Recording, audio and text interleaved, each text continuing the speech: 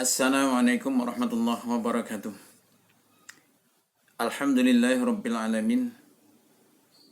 Alladzi khalaqal insana fi ahsani taqwim wa anzala sakinata fi qulubil mu'minin.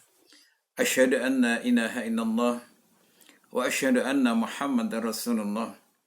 Allahumma shalli ala Muhammad wa ala ali Muhammad. Qala Allah Ta'ala fi kitabil karim. A'udzu billahi minasyaitonir rajim. Ya ayyuhalladzina amanu taqullaha wa qulu qawlan sadida yuslih lakum a'malakum wa yaghfir lakum dhunubakum wa may yuti'illaha wa rasulahu faqad faza fawzan 'azima. Shadaqallahul 'azim. Allahumma arhamna bil Qur'an. Saudaraku kaum muslimin yang dirahmati Allah SWT, bagaimana kabar pagi ini? Insyaallah dalam keadaan sehat, dan mesti kita bersyukur pada Allah SWT masih dibangunkan dalam keadaan yang sehat dan tetap dalam bimbingannya, sehingga kita mampu melaksanakan rangkaian ibadah mulai tadi bangun tidur sampai saat ini.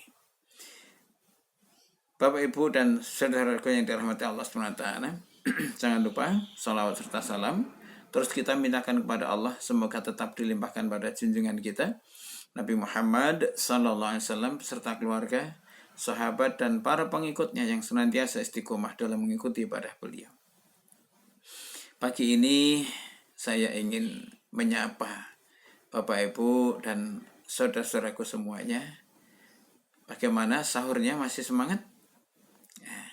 Hari yang keempat di bulan Ramadan, saya berharap sahur dari Bapak Ibu dan saudara-saudaraku masih tetap semangat, dan mesti harus semangat. Bapak Ibu yang dirahmati Allah SWT, kenapa demikian? Perlu kita ingat bahwa Rasulullah Muhammad SAW telah memerintahkan untuk kita makan sahur. Ini. Jadi yang harus kita pegang, jadikan pedoman bahwa makan sahur itu perintah. Makan sahur itu perintah. Maka lakukan sahur itu karena untuk melaksanakan perintah. Ini. Niatkan dengan ikhlas untuk meraih ridho Allah Subhanahu wa Ta'ala. Ini. Jadi bukan sekedar makan sebagaimana makan biasa yang lain, enggak. Sahur itu memang perintah karena rangkaiannya dengan ibadah. Jadi dengan makan sahur kita niatkan untuk melakukan perintah dengan ikhlas hanya untuk mengharapkan ridha Allah, maka insya Allah jadi nilai plus bagi kita. Insya Allah dengan itu kita akan mendapatkan ampunan dan pahala dari Allah. Tetap kita yakin setiap orang beriman melakukan amal soleh itu janji Allah, lahum maghfiratun wa ajrun kabir, baginya ampunan dari Allah atas dosa-dosanya dan pahala yang besar.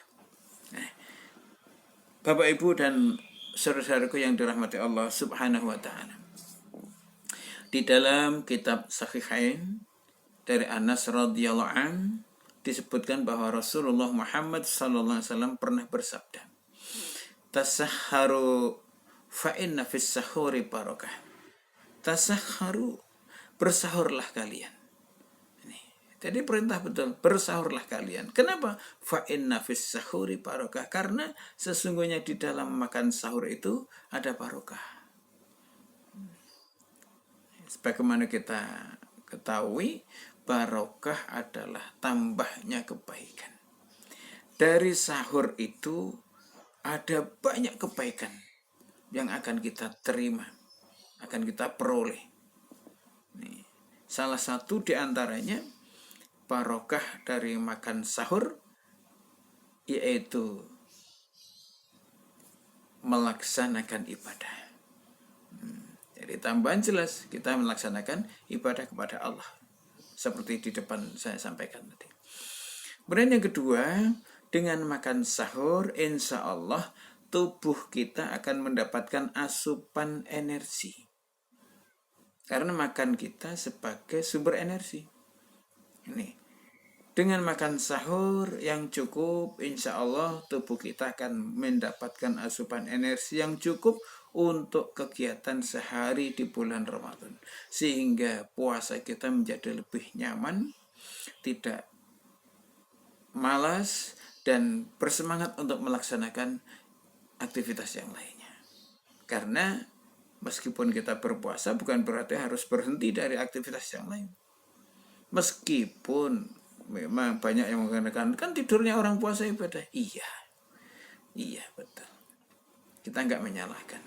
Tetapi cara memahaminya, kalau tidurnya orang puasa saja beribadah, apalagi jika kita melakukan aktivitas positif yang lain, akan lebih itu nilainya. Dengan sahur, insya Allah tubuh kita mendapatkan asupan energi sehingga selama 1 hari berpuasa kita akan nyaman. Yang ketiga, nih dengan sahur insya Allah jiwa kita akan siap. Jadi menyiapkan jiwa. Jadi bukan hanya menyiapkan lahir saja, lahir batin kita akan siap dengan sahur itu. Bahwa besok pagi akan berpuasa.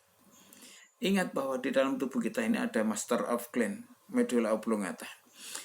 Pimpinan dari semua kelenjar dalam tubuh kita, termasuk kelenjar enzim, kelenjar hormon, yang di dalamnya juga ada enzim-enzim pencernaan, itu diatur oleh master of gland ini. Jadi kesiapan mental kita, kesiapan jiwa kita untuk berpuasa itu sangat besar pengaruhnya terhadap kerja dari kelenjar-kelenjar enzim maupun hormon yang dalam tubuh kita. Maka bisa kita rasakan orang yang sudah niat berpuasa itu meskipun jam 10 pagi kita masih nyaman. Tapi bagi orang yang tidak berpuasa, nggak niat untuk berpuasa, jam 9, 10 pagi kok belum sarapan, itu perutnya tentu akan bermasalah. Akan bingung segera untuk mencari makan. Tapi kita orang yang puasa, sudah sahur, insya Allah itu tenang. Kenapa? Sudah siap. Pencernaan makanan dalam tubuh kita akan menjadi lebih teratur, insya Allah. Itu barokah yang ketiga. Yang keempat, insya Allah dengan makan sahur, kita bangun pagi untuk makan sahur, kita punya kesempatan tambahan untuk melaksanakan ibadah sunnah. Sholat sunat. Minimum sholat 2 rakaat setelah wudhu. Jadi bangun tidur, kita ke kamar kecil untuk menunaikan hajat. Nah, kemudian kita ambil air wudhu, sholat 2 rakaat. Dilanjutkan dengan zikir dan berdoa.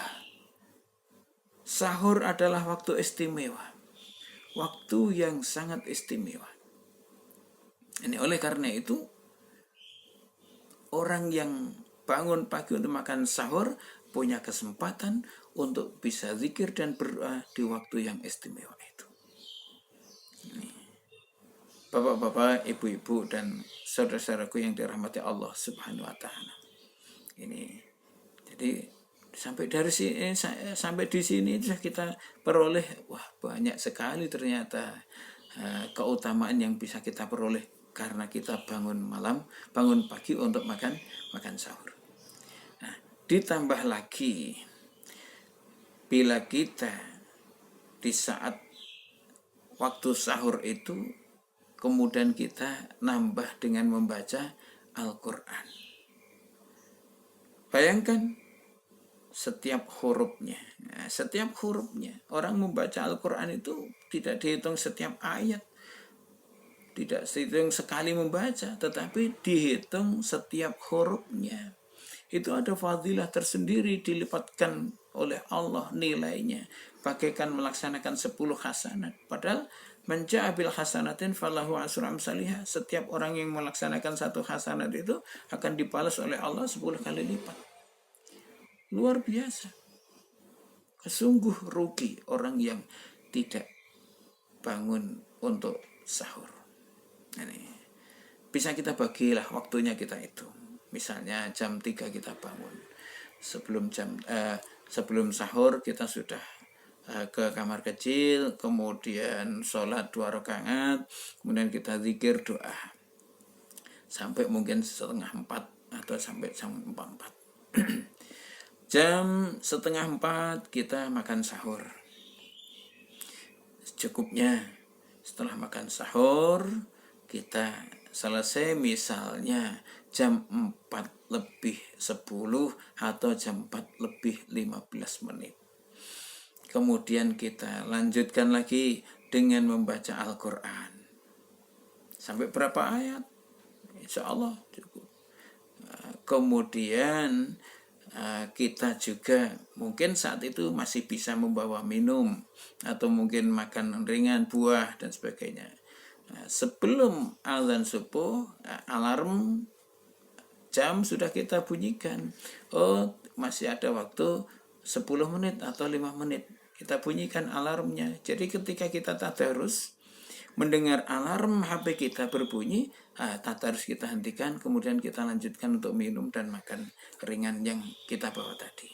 Insya Allah itu bisa tercukupi dan kita masuk insya Allah mengakhirkan sahurnya. Ada fadilah yang banyak. Di samping itu, bapak-bapak, ibu-ibu dan saudara-saudaraku yang dirahmati Allah SWT, makan sahur. Jadi bangun untuk sahur itu selalu mendapatkan doa dari para malaikat dan dirahmati oleh Allah Subhanahu wa taala. Orang yang bangun untuk makan sahur itu selalu didoakan oleh malaikat dan mendapatkan rahmat Allah Subhanahu wa taala. Sebagaimana Rasulullah Muhammad SAW pernah bersabda. Ini kan.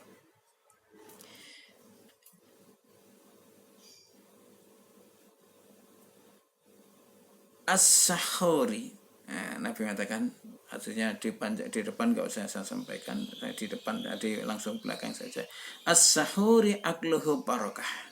Makan sahur itu barokah. Fala tada'uhu.